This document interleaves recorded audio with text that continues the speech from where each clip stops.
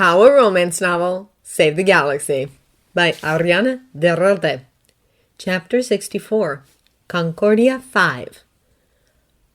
Gartlow Cast was doing her best to keep her emotions in check. Some of the Addes still showed fire in their eyes, but so many just didn't react to their rescuers. A few even refused to leave their cells for fear this was a Death Watch test they were failing. Holdan, Lai, and Kuhn somehow talked them around. That wasn't even mentioning the little ones who were little more than skin and bones. She wanted to rip Death Watch to shreds with her bare hands. However, it had to wait until they got the Adde out of here. She had flown some of the smallest up the tunnel with her jetpack, then stationed herself at the edge of the tunnel to receive the Adde as they were ferried up in groups of 2 by the rest of her temporary squad. She had gotten some of the older Adde to take charge of the group gathering behind her, forming into their little squads. So far she hadn't managed to convince any of them to dare walking through the dark tunnel up to the surface on their own. It was quite bright in her heads-up display, and the jetty hadn't complained, so they had forgotten to bring enough glow rods to light the tunnel. She really wished she could call for someone to get the Adde. Death Watch no doubt had their comms wired into the mine's system, so they could communicate, but without it, Gartlow, the jetty, and her squad were cut off from the outside due to the Beskar laid in rock over their heads. She was surprised then when the jetty Windu slowly approached, his purple lightsaber alight, but held down at his side. His eyes were on the children. "You have good timing, jetty," Gartlow said.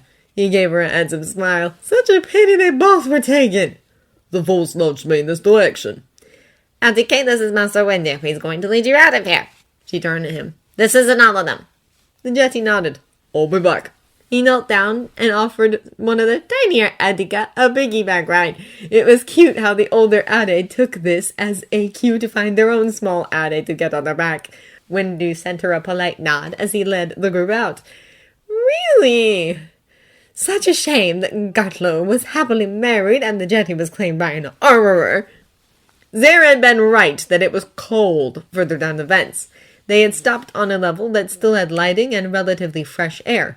Level 20 was spray-painted on the walls. The rest of his squad had huddled together under the blankets and dropped off to sleep, but Obi-Wan knew he needed to stay awake and on watch.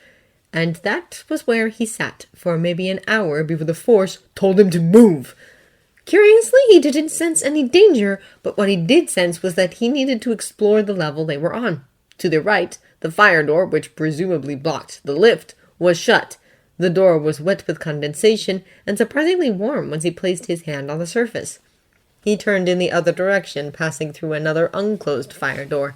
Once past the door, it got warmer and more humid, probably because they were further away from the vent. If he caught his squad shivering, he might wake them up and move them further down the tunnel. He stopped, something catching his eye in the dim light lining the side of the corridor. There was a cluster of 6 tall cylinders with some sort of clear dome on top of them. They had thick cables leading from them up the side of the walls and disappearing near the dim lights on either side of the tunnel. Every minute or so, a tiny red light would pulse inside the domes on the cylinders.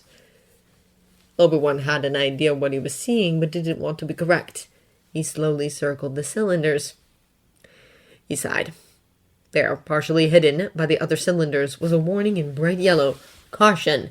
Explosives!" "So much for resting!" He raced to awaken his squad. They needed to get away from the bombs as soon as possible.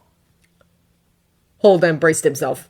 Plo melted the lock on the hatch above them before using what must have been the Force to blow the hatch off.